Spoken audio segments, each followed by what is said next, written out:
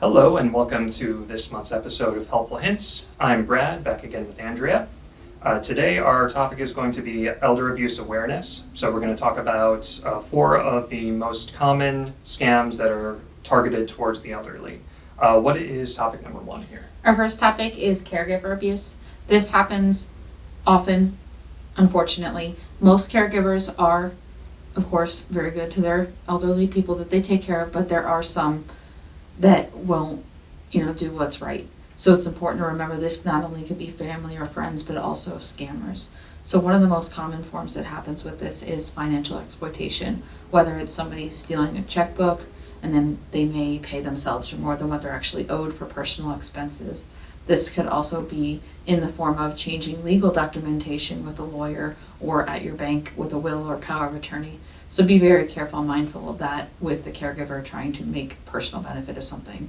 If you suspect any kind of abuse in this form, of course, contact friends and family about this, as well as your police, your local agency on aging, and also contact your bank so that we are aware as well.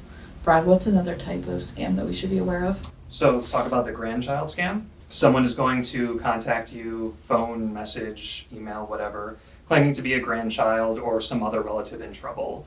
They're going to say they're arrested or stranded or even kidnapped. They're going to ask for money in order to get out of trouble, so wire transfers or cash or gift cards, never paying gift cards, always a dead giveaway. Specific to this scam is that they're going to very much specify that they do not want you to tell anyone. So if it's a grandchild, they're going to say, I don't want my parents to, get mad at me, so please don't tell them that I'm in trouble.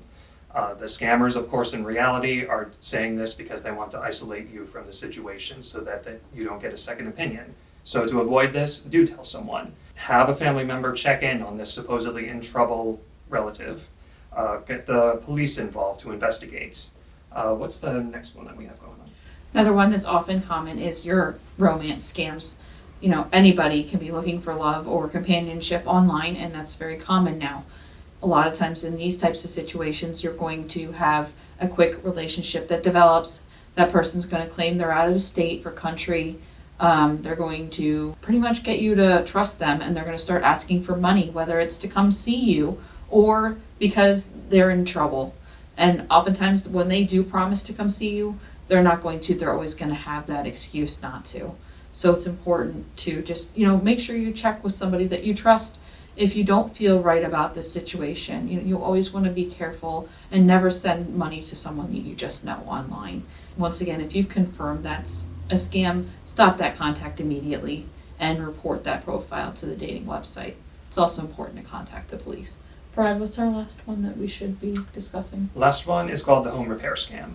Someone will approach you saying they will work on your yard or your house or your property for a discounted price.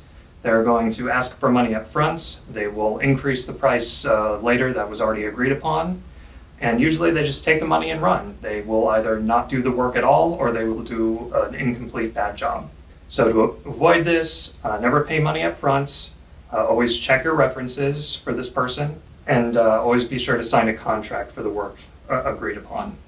These are all scams that are common, especially in elder awareness situations.